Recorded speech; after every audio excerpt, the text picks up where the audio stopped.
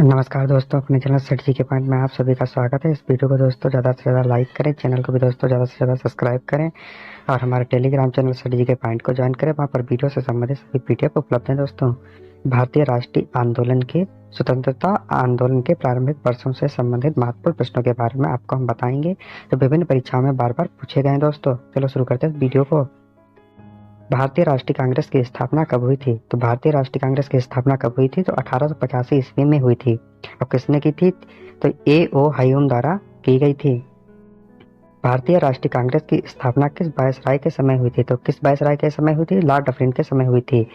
इनका शासनकाल कब से कब तक रहा? तो इनका शासनकाल 1884 से 1888 तक था।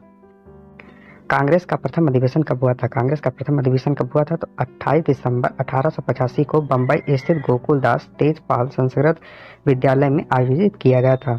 सदस्यों की संख्या कितनी थी? सदस्यों की संख्या 72 थी। भारतीय राष्ट्रीय कांग्रेस के पहले अधिवेशन की अध्यक्षता किसने की थी? किसने की थी? व्योम चंद्र बनर्जी ने की थी। तथा प्रथम महासचिव कौन थे? तो ए.ओ. ह्यूम थे। भारतीय राष्ट्रीय कांग्रेस का द्वितीय अधिवेशन कब हुआ था? तो कब हुआ था? 1886 में हुआ था। कहाँ हुआ था? कलकत्ता में हुआ था। भारतीय राष्ट्रीय कांग्रेस का द्वितीय अधिवेशन की अध्यक्षता किसने की थी? तो किसने की थी? दादा भाई नवरोजी ने की थी। यह पहले पारसी अध्यक्ष थे। सदस्यों की संख्या 343 थी। भारतीय कांग्रेस का तृतीय अधिवेशन कब हुआ था? तृतीय अधिवेशन कब हुआ था?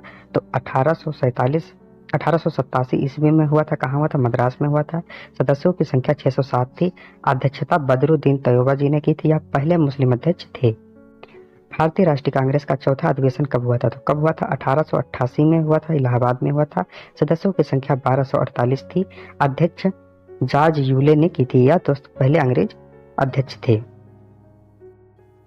भारतीय राष्ट्रीय कांग्रेस तथा मुस्लिम लीग दोनों ने किस वर्ष लखनऊ में अधिवेशन किया था? किस वर्ष किया था? तो 1916 में किया था। यह लखनऊ पैक्ट के नाम से भी जाना जाता है। कांग्रेस के लखनऊ अधिवेशन की अध्यक्षता किसने की थी? तो किसने की थी?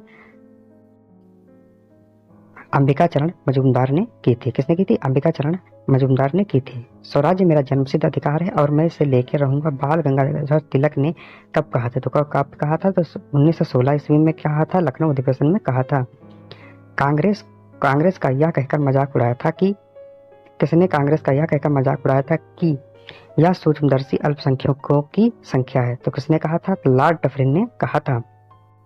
मेढक की तरह टरटराने से कुछ नहीं होगा, कांग्रेस के लिए यह कथन किसने कहा था? किसने कहा था? बाल गंगाधर तिलक ने कहा था।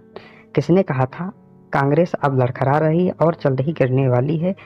मेरा सबसे बड़ा मकसद यही है कि मेरे भारत प्रभाव के दौरान ही इस पार्टी का अंत हो जाए। किसने कहा था? लॉर्ड कर्जन ने कहा था। कब कहा था? 1900 ईस्वी में कहा था।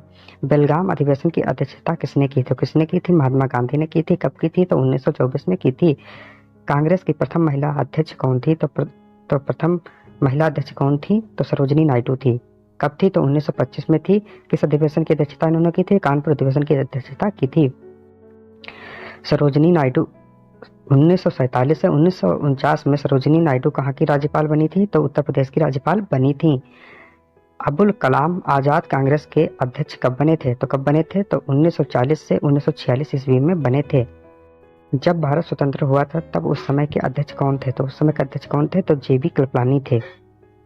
ब्रिटिश कमेटी ऑफ इंडिया की स्थापना कब की गई थी? तो कब की गई थी? 1889 ईस्वी में की गई थी। कहाँ की गई थी? लंदन में की गई थी। किसने की थी? बिलेम्यू डिग्बी ने की थी। किसने की थी? बिलेम्यू डिग्बी ने की थी। भारत की स्वतंत्रता प्राप्ति के बाद किस भारतीय राष्ट्रीय कांग्रेस को समाप्त करने का सुझाव दिया था? तो किसने दिया था? महात्मा गांधी ने दिया था। कांग्रेस का 30वां अधिवेशन कहाँ हुआ था? तो 30वां अधिवेशन कहाँ हुआ था? बंबई में हुआ था। कब हुआ था? तो 1915 में हुआ था। इसमें लॉर्ड विलिंगटन ने भाग लिया था। किसने भाग लिया था? लॉर्ड विलिंगटन ने भाग लिया था। जनगणमन के हिंदी संस्करण को संविधान